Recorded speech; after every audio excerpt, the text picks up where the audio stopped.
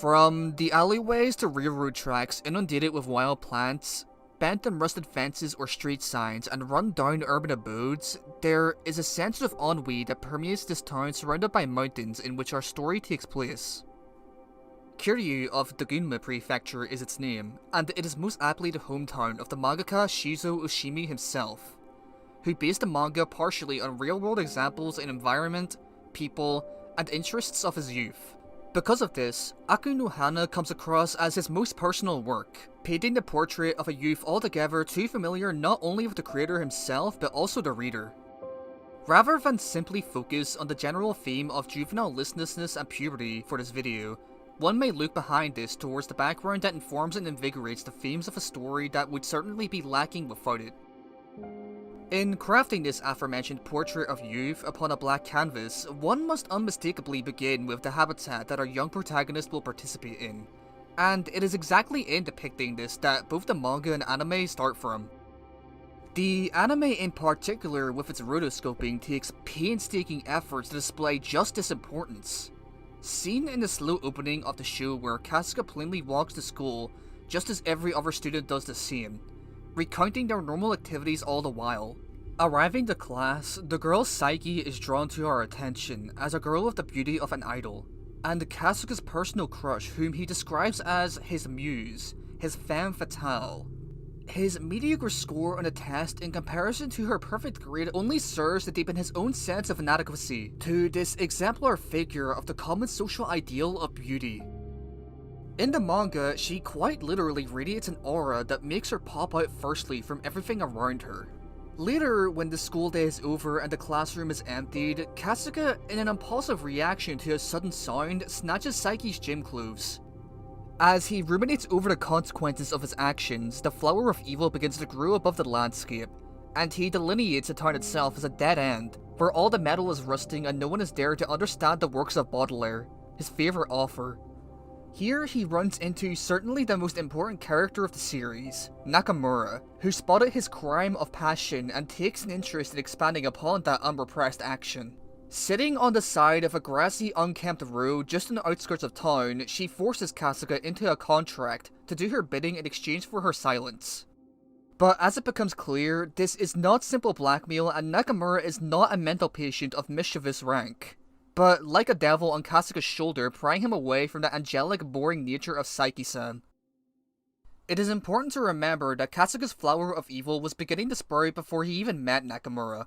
Over the course of the rest of the series, we see both characters take this active role towards him as the central conflict. After back and forths in which Kasuga consorts Saiki and lies victim to Nakamura's meddling all the while, he finds himself guided by Nakamura at night towards the empty school, where he is to write out his confession. This then turns into an act of artistic vandalism upon the plain classroom devoid of life.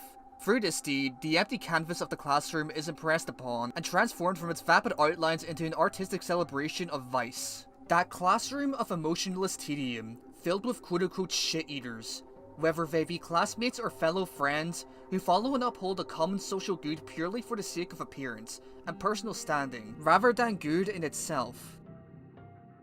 This once barren place has now become a makeshift habitation, the perfect greenhouse for the sprouting of a flower, the flower of evil. And what is evil but that which has been decided to be detached from socially approved good? But this new territory is limited by time. It is but a provisional piece of the purported quote-unquote other side that reveals itself as Nakamura's central obsession, an other side beyond the mountains outside the town, that the track towards necessarily leaves to drown. It is as if one were to eat bread all their life and suddenly have their hands on a piece of steak, enjoying that deserved release from homogeneity and relishing the reaction of the town like aftertaste. This is why the scene in the anime where they simply walk through the same town again afterwards is just so cathartic and powerful. A town where its physical decay reflects a social decadence as well, informing Kasuga's confusion of role during puberty. This quote-unquote other side too becomes an object of Kasuga's desire, contrasted by his inclination to repent for the town's sake as well, to obtain that prized self-sufficiency as to not require to bother oneself with the banality of common life. If a human is a social animal, to achieve this must take one beyond human, or perhaps more suitably, disqualified to be human, a pervert. Through all of this, it is only by beaching in the forest under the downpour of the rain that he realizes his own folly. A place outside of town, yet not quite past the mountains. In essence, caught between the allegiance to Saiki and Nakamura, unable to choose either. Kasuga had enjoyed the idea that he was different from all the others in the town, propping up his bookwormish tendencies as the decisive trait in this hollow differentiation. But this is the trait of a quote-unquote shit-eater, because he reads books simply for this caveat. The idea of reading books but not actually absorbing information. Realizing himself as a truly pretentious person. No different than any of the other masses in a withering town. The flower of evil on the cover of his book and the actual flower of evil growing are two separate entities, for one is merely a physical image on a book, and the other a form. Kasuga would freely order from the bookstore and actively read and recommend The Flower of Evil by Baudelaire, but as soon as he confronts the real Flower of Evil that could blow away that town and its conventions, he hesitates and weeps. The destruction of the book is pertinent, for it is after this that Kasuga comes to commit to truly fostering the real flower to bloom, much similar to Nakamura's wish to drown out the town in a sea of worms. Although he can't make it to the other side as Nakamura wants, he sheds this significant layer and resolves to create a piece of this within the town.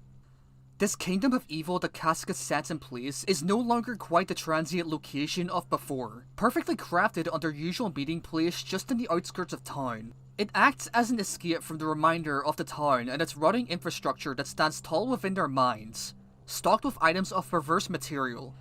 This in particular, along with ritual burning or beating of an effigy in similar locations, is a common motif of Oshimi's that is also seen in Chi no Wadachi. To destroy what physically represents that which oppresses oneself and cherish that which offends the oppressing force. All portrayed in terms of material and surroundings. It is for the same reason that parents are also significant in Nakamura and Kasuga's lives, distinctly in the divorce of the formers. For a middle school adolescent, this ritualistic affair is the best one can do to dispel the yearnings of their own heart. For a bit here, I will delve into spoilers. It is of importance that I get into a bit of the details in that festival scene and the last chapter for obvious reasons. For in this, we see a special contrast in setting and a very creative usage of color respectively. Leading up to the festival scene, Kasuga and Nakamura abandon their forced curfew and defy their parents, camping at some abandoned building with litter scattered everywhere. They quite literally find themselves laying among trash, resolving to commit their ultimate act of evil in self-immolation at the festival, traditionally an observance of merry reverence and a touch of Bacchus. For the flower of evil to sprout within the sacred environment would be the ultimate rebellion. On a more personal note, I think that the happy ending of Aku no Hana is very fitting. Too many people go into it expecting pun, or for that nihilistic peak in chapter 33 to encapsulate the series. But this is a bit short-sighted. Kasuga always had a fine background, decent parents, and does not suffer any irreparable damage to status beyond extended family, meaning he still has room to grow. Considering the mangaka's personal connection to the series and what was built up beforehand, Kasuga finding himself happy as an artist or writer of some sort was an inevitable outcome. After all, what were his masterpieces in the classroom, the hut, and the festival but personal artistic statements, though in some respects corrupted? The last chapter also comes as quite obvious, for Nakamura struggles to not be overcome by the quote-unquote demons of the town that seek to corrupt her into becoming a boring person, or what have you, as she skips from home. It is only through seeing someone finally poke through their veneer of their quote-unquote false form and present themselves to her in an opportune moment that she is finally given life. Color now animates her surroundings, blotting out the despicable town just a bit more. This simple story of the dissatisfaction that comes from puberty is artfully explored for the use of environment and depiction of a town falling apart at the seams. It is expressly in this constant of the character's purview that their own sense of malaise is driven and concentrated into specific forms. I am sure many readers can relate their personal experiences to it, whether it be simply by puberty or also growing up with that same sort of ennui, either in a rural or urban location, and the poor condition of such a location being an article of relevance.